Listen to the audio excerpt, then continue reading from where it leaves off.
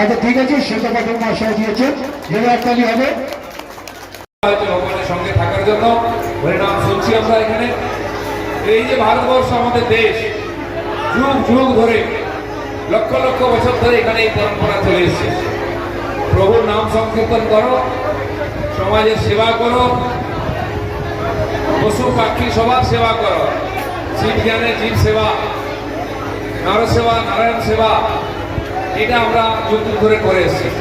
এখানেও নরসেবা নারায়ণ সেবা হচ্ছে, কিন্তু আমরাও নিজের জীবনে যেন এটা করি। কোনো না কোনো উপলক্ষে নিজের বাড়িতে লোকজনকে ডেকে বছর একবার দুবার যেন তাদেরকে প্রসাদ বিতরণ করি। তাহলে নিজের আত্মার শুদ্ধি হবে, চিত্ত প্রসন্ন হবে। যেখানে কোনো স্বার্থ নেই, এরকম নিজের উপার্জন থেকে কিছু খরচা করে মানুষের সেবা করা।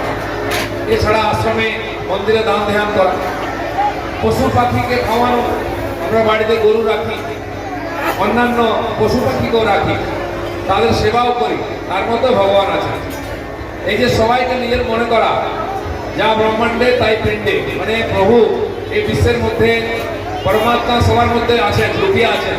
যিনি স্রষ্টা, তিনি সব জায়গায় আছেন। সেই জন্য সবাইকে তীর্থে ঘুরে তীর্থ করতে এরকম নয়, আপনার বাড়ির সামনে যারা আছেন আশেপাশে তাদের সেবা করলে আপনি ভগবানের সান্নিধ্য পাবেন। আর তারা সব আমাদের সমান।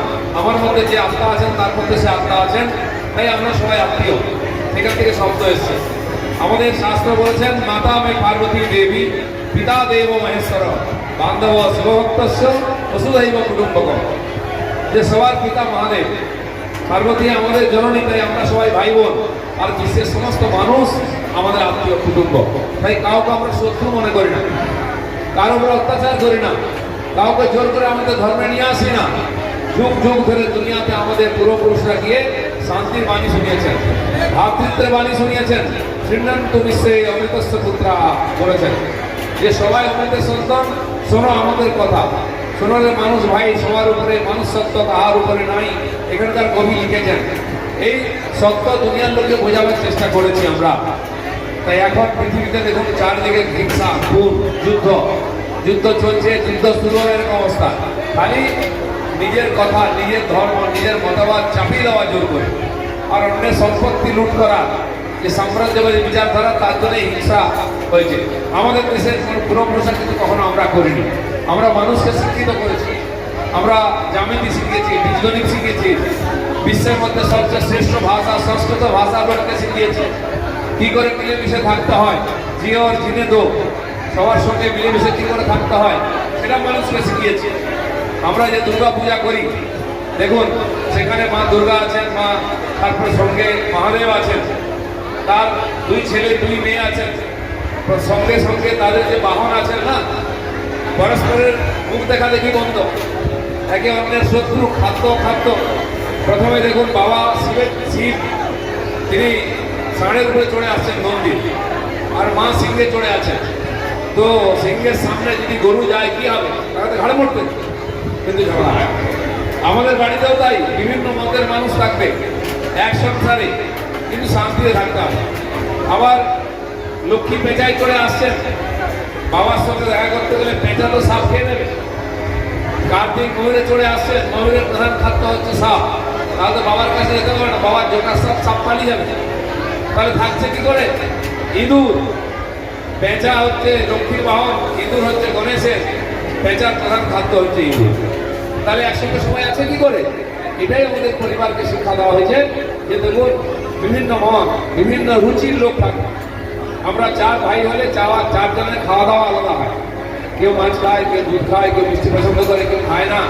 আমাদের মা চেষ্টা করেন সবার মতো করে রান্না করে সবাইকে খুশি রাখতে, যাতে সংসারে শান্তি থাকে। এটাই ভারতের জীবন পদ্ধতি, সনাতনী হিন্দু জীবন পদ্ধতি, সবাইকে নিয়ে সবাইকে মানিয়ে নিয়ে সঙ্গে থাকা। আর তাই আমাদের দেশের পরিবার পদ্ধতি। আর শিব আর গৌরীর পরিবার হচ্ছে শ্রেষ্ঠ পরিবার, বিভিন্ন মতের রুচি সবাই মিলে একসঙ্গে আছে, এটাই হচ্ছে হিন্দু পরিবার।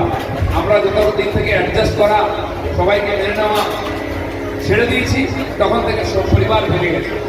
আর এত পরিবার আলাদা হয়ে গেছে, প্রত্যেকের রুম আলাদা, প্রত্যেকের টিভি আলাদা, প্রত্যেকের গাড়ি আলাদা, তাও বাড়িতে একসঙ্গে থাকতে পারছে।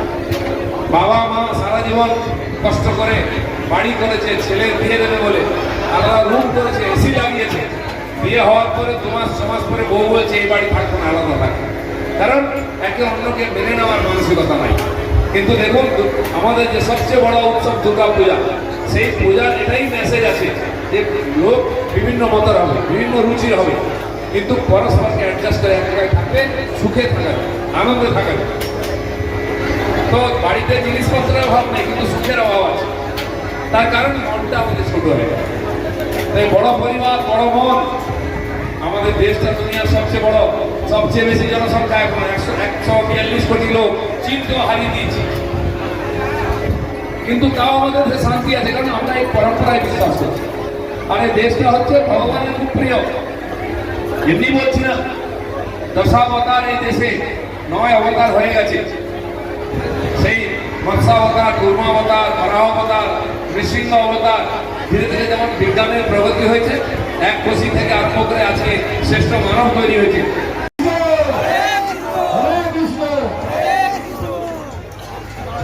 স্যার একটু দেখে দিলেন, স্যার একটু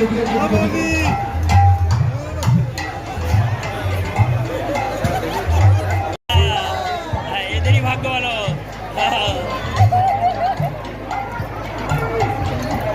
একটু সবাই মিলে আপনি এবং ম্যাডাম আমাদের শুরু করেছে, সবাই মিলে